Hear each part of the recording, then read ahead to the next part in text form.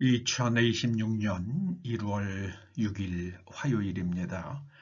오늘 창세기 강해 35번째 꼭지는 창세기 5장 18절에서 24절까지의 말씀입니다. 먼저 말씀을 함께 봉독하십니다. 에녹은 65세에 무두셀라를 낳았고 무두셀라를 낳은 후 300년을 하나님과 동행하며 자녀를 낳았으며 그는 365세를 살았더라. 에녹이 하나님과 동행하더니 하나님이 그를 데려가심으로 세상에 있지 아니하였더라. 아멘. 오늘 말씀은 에녹에 대해서 말씀을 드리고자 합니다. 오늘 본문은 에녹을 가리켜서 하나님과 동행했다 이렇게 기록합니다. 그래서 에녹은 하나님과 동행한 사람 이렇게 제목을 붙여봅니다. 에녹은 하나님과 동행한 사람이었습니다. 하나님과 동행한다는 게 구체적으로 어떻게 하는 것일까요? 창세기 6장 9절에는 하나님과 동행한 또 다른 사람이 나옵니다. 노아입니다. 창세기 6장 9절 하반절은 노아에 대하여 이렇게 기록합니다.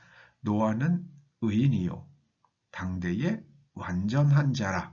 그는 하나님과 동행하였으며 하나님과 동행하는 사람은 혹은 동행하려면 의인이어야 하고 완전한 사람이어야 한다. 그런 뜻입니다. 그러면은 의인이란 이 히브리 말로 의인이란 어떤 사람을 의미하는 것일까요? 의인은 히브리 말로는 차딕이라고 합니다. 의가 체다카예요. 그래서 의인은 차딕인데요. 이 사람은 내면 구조가 하나님의 말씀에 일치된 사람입니다. 내면 구조가 하나님의 말씀에 일치된 사람. 이런 사람이 의인입니다. 하나님의 말씀에 내면 구조가 일치되면 하나님의 말씀에 근거해서 인식하고 해석하고 판단하고 행동합니다. 그러면 하나님의 말씀에 일치되겠죠. 인식과 해석과 판단과 행동이 하나님의 말씀과 일치하는 그런 삶을 가리켜서 창세기 5장과 6장은 하나님과 동행한다 이렇게 표현하는 것입니다. 여러분 하나님과 동행하기 원하십니까? 저는 노아 이후에 하나님과 동행한 사람은 예수님이십니다. 예수님. 하나님의 말씀에 근거해서 인식합니다. 해석하고 판단하고 행동합니다. 이것이 바로 의인입니다. 또 이 완전한 자라는 것은 어떤 사람입니까? 하나님께서 사람에게 기대하시는 수준까지 성장한 사람입니다. 하나님께서 사람에게 기대하시는 수준까지 성장한 사람. 우리가 사람이 건강한 사람이라고 그러면은 한 23세가 되면은 육체적으로 완전히 성인이 되잖아요. 그럼 육체적으로는 이제 키도 자랄 만큼 자라고 몸도 강해지고요. 그리고 지정의도 어느 정도 성숙되죠. 그런 사람을 우리가 성인이라고 부르잖아요. 이 탐림, 완전하다고 번역된 탐림이라는 말씀은 이것은 영어 성경에서는 perfect로 번역하기도 합니다만은 흠이 없다는 뜻이 아니라 하나님께서 사람에게 기대하시는 수준까지 완전하게 풀로 가득 완전하게 성장했다. 그런 의미입니다. 그게 바로 탐밈입니다. 구약 성경 전체에는 성경이 탐밈, 하나님께서 기대하시는 수준까지 자랐다고 표현하는 사람이 3명이 나옵니다. 첫째가 노아입니다. 그리고 두 번째가 야곱입니다. 그런데 야곱에 대해서는 히브리 성경은 탐밈이라고 그렇게 기록하고 있는데요. 이상하게 제롬 이후에 야곱에 대해서는 종용한 사람, 조용한 사람, quiet man으로 그렇게 번역을 해 왔습니다. 우리말 성경에 야곱은 종용했다. 그러니까 한글 성경만 읽어가지고는요. 장막에 거하면서 어머니의 치마꼬리를 붙잡고 사는 사람이었다. 이렇게 설교하는 목사님들도 적지 않습니다. 야곱은 탐밈입니다. 이쉬탐이에요. 이쉬탐. 완전한 사람입니다. 또 한 사람이 욥입니다. 욥은 온전한 사람이라고 우리 성경은 번역해요. 우리는 우리의 내면 구조, 곧 가치관과 옳고 그름에 대한 판단과 그리고 세계관이 하나님의 말씀에 일치되면 우리는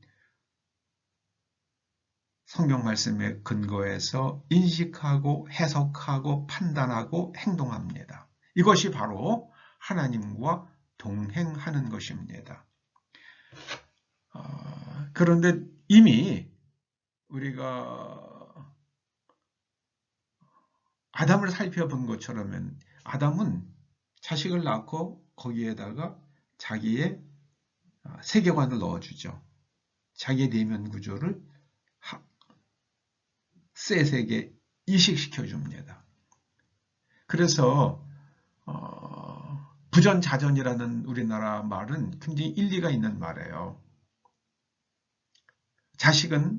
아들은 아버지를 닮고 딸은 어머니를 닮아가는 것 같아요.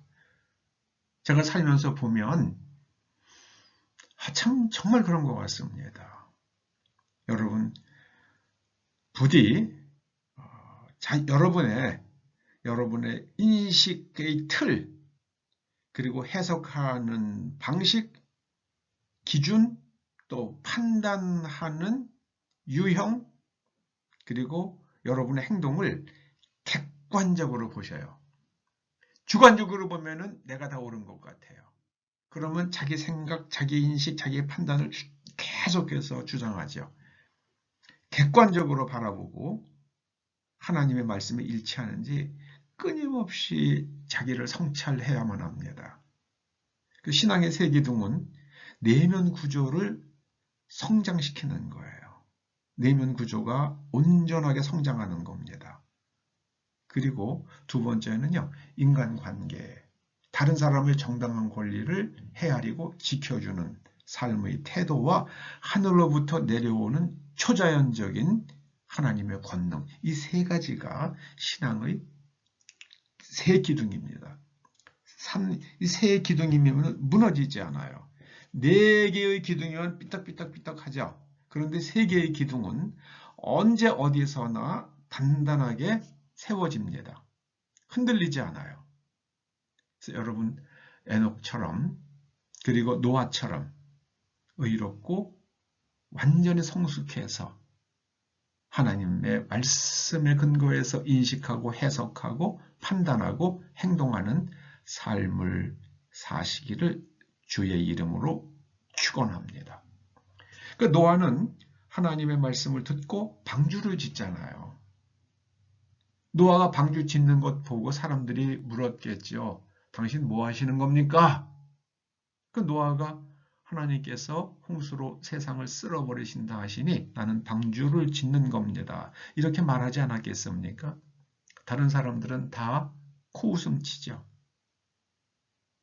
여러분, 요한계시록에 있는 말씀 언젠가는 우리 눈앞에서 현실로 펼쳐질 것입니다.